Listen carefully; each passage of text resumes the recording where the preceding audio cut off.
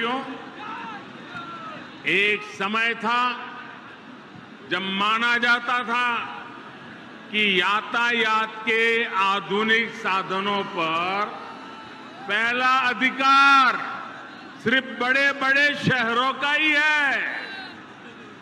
मुंबई हो, चेन्नई हो, कोलकाता हो, बेंगलुरु हो, हैदराबाद हो, दिल्ली हो, सब कुछ उनको ही मिले। लेकिन अब सरकार की बदली है, मिजाज भी बदला है और ये मोदी है, ये योगी है। अब उस पुरानी सोच को छोड़कर, उसे पीछे रखकर हम एक नए तरीके से आगे बढ़ रहे हैं।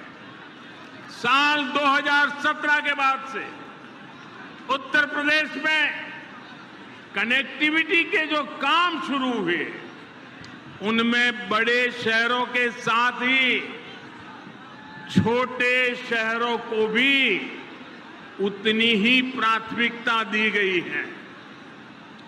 ये बुंदेलखंड एक्सप्रेसवे चित्रकूट, बांदा, हमीरपुर, महोबा, जालौन, औरैया और इटावा से होकर गुजर रहा है।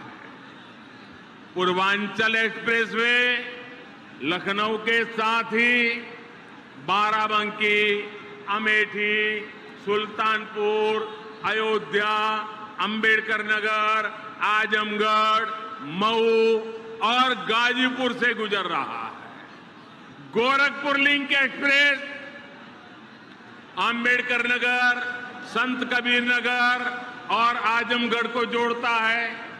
गंगा एक्सप्रेसवे मेरठ, हापुड़, बुलंदशहर, अमरोहा, संभल, बदायूं, शाहजहांपुर, हरदोई, उन्नाव, रायबरेली, प्रतापगढ़ और प्रयागराज को जोड़ने का काम करेगा।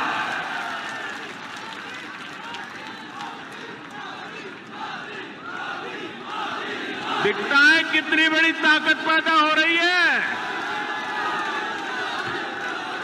उत्तर प्रदेश का हर कोना नए सपनों को लेकर के, नए संकल्पों को लेकर के अब तेज गति से दौड़ने के लिए तैयार हो चुका है। और यही तो सबका साथ है, सबका विकास है। न कोई पीछे छूटे, सब मिलकर आगे बढ़े। इसी दिशा में डबल इंजन की सरकार लगातार काम कर रही है। जरा याद रखना दोस्तों, मैं जो कह रहा हूं, याद रखोगे? याद रखोगे? जरा हाथ ऊपर करके बताओ, याद रखोगे? पक्का याद रखोगे? बार बार लोगों को बताओगे?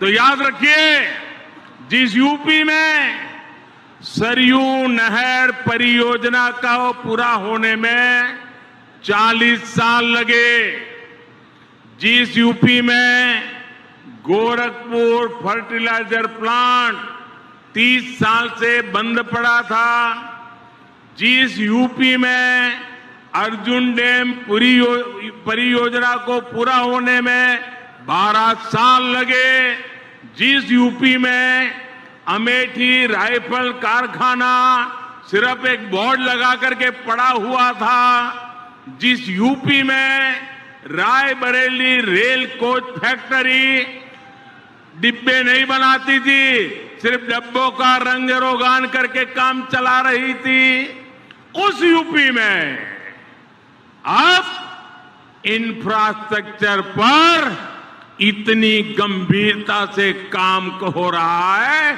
कि उसने अच्छे अच्छे राज्यों को भी पीछे छोड़ दिया है। दोस्तों, पूरे देश में अब यूपी की पहचान बदल रही है। आपको गर्व होता है कि नहीं होता है? आज यूपी का नाम रोशन हो रहा है, आपको गर्व हो रहा है कि नहीं हो रहा है?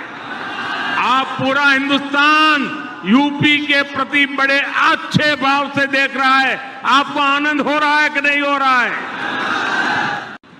यहां मंच पर आ रहा था तो उसके पहले मैं इस बुंदेलखंड एक्सप्रेस वे का प्रेजेंटेशन देख रहा था, एक मॉड्यूल लगा है वो देख रहा था और मैंने देखा कि इस एक्सप्रेस वे के बगल में जो स्थान है वहां पर कई सारे किले हैं।